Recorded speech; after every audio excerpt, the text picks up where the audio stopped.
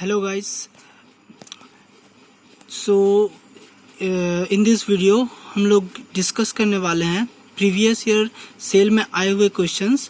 और ये जो सीरीज़ मैं अभी आपको कराऊंगा, मैं हर दिन 10 क्वेश्चंस आपको पोस्ट करूंगा। और ये सारे क्वेश्चंस किसी न किसी मेटलर्जी के एग्ज़ाम्स में आए हुए हैं। और अगर सेल की बात करूं तो अगर आप मेरे सारे वीडियोस देखते हैं तो उन क्वेश्चन में 5-6 क्वेश्चन तो 99.5% आपका लड़ेगा ही लड़ेगा। बहुत ही लिमिटेड क्वेश्चन दूंगा, उसमें भी वो लड़ेगा। और अगर आपका किस्मत अच्छा रहा तो उससे भी ज़्यादा क्वेश्चन लड़ेंगे। तो आज के 10 क्वेश्चन हम लोग देखते हैं और उसके कारण भी देखेंगे। तो स्टार्ट करते हैं पहले क्वेश्चन से। पहला क्वेश्चन है phosphorus in steel is found as. ये क्वेश्चन इंटरव्यूज़ में भी पूछे जाते हैं कि जो स्टील होता है, क्रूड स्टील, उसमें फास्फोरस किस फॉर्मेट में रहते हैं। तो उसका फॉर्मेट का सही आंसर होता है Fe3P। एक बहुत इंपॉर्टेंट क्वेश्चन है और जितने भी क्वेश्चन मैं कराऊंगा सारे सेल में आए हुए हैं। नेक्स्ट क्वेश्चन हम लोग देखते हैं। High manganese will favour desulphurisation in iron. यानी कि मैग्नीज का अमाउंट अगर ज़्यादा होता है हॉट मेटल में तो उसका डिसल्फ्राइजेशन क्यों होता है। तो 4 ऑप्शन है। पहला ऑप्शन है it increases the slag volume. Second option है M N S is formed. Third option है it increases the activity of sulphur. And fourth option है नन। ये भी क्वेश्चन बहुत ज़्यादा इंपॉर्टेंट है और बहुत बार क्वेश्चन में एग्जाम्स में रिपीट हुए हैं। इसका जो करेक्ट ऑप्शन है वो है एमएनएस इज फॉर्म्ड। ये जो है ये स्लैग में जाता है, एमएनएस स्लैग में चल जाता है और ये डिसल्फ्राइजेशन के लिए इसलिए हमको मदद करता है। इतना ही नहीं, सल्फ़र जो कि हॉट रोलिंग में हमें दिक्कत करती है और इसके बारे में सल्फ़र का बहुत सारा है जिसे मैं अलग से आपको बताऊंगा सल्फ़र के एडवांटेज क्या हैं, डिसएडवांटेजेस क्या है। नेक्स्ट क्वेश्चन चलते हैं क्वेश्चन नंबर 3 में। क्वेश्चन नंबर 3 है इन acid Bessemer process main heat producer is. ये भी क्वेश्चन बहुत ज़्यादा इंपॉर्टेंट है और इस क्वेश्चन को कोई गलत नहीं करता है मेटलर्जी का स्टूडेंट। इसके 4 ऑप्शन है sulphur, manganese, phosphorus and silicon. Of course जितने भी स्टील प्रोसेसेस होते हैं उसमें सिलिकॉन हीट प्रोड्यूस करते हैं। सिलिकॉन का जो रिएक्शन होता है Si+O2 SiO2, ये बहुत ही ज़्यादा एक्सोथर्मिक होता है और यही हमारा हीट प्रोड्यूसर का काम करता है। नेक्स्ट क्वेश्चन बढ़ते हैं question number 4।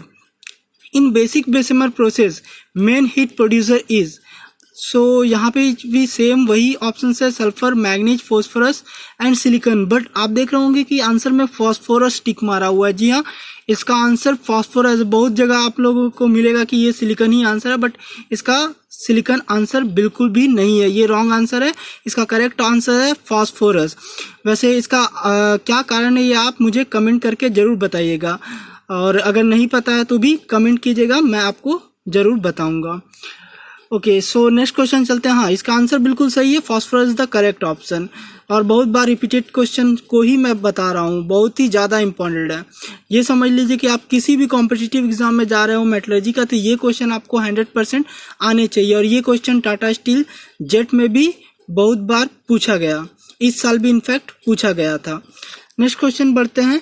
Grade of pig iron is decided by. जो पिग आयरन बनता है, पिग आयरन यानी कि हॉट मेटल, उसका ग्रेड किससे डिसाइड होता है। तो उसका ग्रेड जो होता है सिलिकॉन के अमाउंट पे डिपेंड करता है। जनरली सिलिकॉन का जो परसेंटेज होता है हॉट मेटल में वो 0.4 से 0.9 और 1 के अप्रॉक्स होता है, 1 से ज़्यादा नहीं होता है। इसका बहुत सारा मेरिट और डिमेरिट होता है। तो इसलिए सिलिकॉन को से ही हमारा जो पिग आयरन का ग्रेड डिसाइड होता है। और पिग आयरन हॉट मेटल को किस लिए कहते हैं, तो पहले जो था पिग कास्टिंग बेड आता था। हॉट मेटल को पिग कास्टिंग बेड पे हम लोग डालते थे और क्योंकि उस समय मिक्सर और लेटेस्ट टेक्नोलॉजी कंटिन्यूस कास्टिंग का नहीं था तो उस समय पिग हॉट मेटल को स्टोर करने के लिए हम लोग पिग कास्टिंग बेड में हॉट मेटल को डालते थे, जो कि इस तरीके से पिग शेप का होता था। इस तरीके से बहुत सारे ऐसे लाइन से लगे रहते थे और वो लाइन से चलते रहते थे एक सीरीज में, और हॉट मेटल उस पर पॉरिंग किया जाता था। उसके बाद वो सूख जाता था और फिर बाद में उसे हमें एज अ स्टील के लिए स्टील बनाने के लिए फीड करते थे। सो नेक्स्ट, ये क्वेश्चन नंबर 5 था। नेक्स्ट क्वेश्चन चलते हैं क्वेश्चन नंबर 6 की ओर। क्वेश्चन नंबर 6 आप देख रहे हैं, aluminium as a deoxidiser used in. Aluminium जो डीऑक्सीडाइजर के लिए यूज़ किया जाता है, हमें पता है एल्यूमिनियम बहुत ही ज़्यादा स्ट्रॉन्ग डीऑक्सीडाइजर, इनफैक्ट सबसे ज़्यादा इसे माना जाता है। तो ये जो है वो किस शेप में हम लोग एलडी में पुट करेंगे, या डीऑक्सीडाइजर के रूप में, या किसी भी जगह अगर हमको डीऑक्सीडाइज करना है in the steel making process तो किस शेप में करेंगे, तो इसका आंसर हो जाता है शॉर्ट के शेप में, शॉर्ट्स के शेप में। तो शॉर्ट्स का शेप कैसा होता है, इस तरीके का डब्बा बना हुआ है, उसी तरीके का शॉर्ट का शेप होता है। सो नेक्स्ट चलते हैं, question number 7, in acid Bessemer process removal of dust take place first. ये भी बहुत बहुत बहुत ज़्यादा इंपॉर्टेंट क्वेश्चन है, और इस बार टाटा स्टील जेट में भी पूछा गया है, और सेल के एग्जाम में भी बहुत बार पूछे गए हैं, रिपीटेड क्वेश्चन है ये।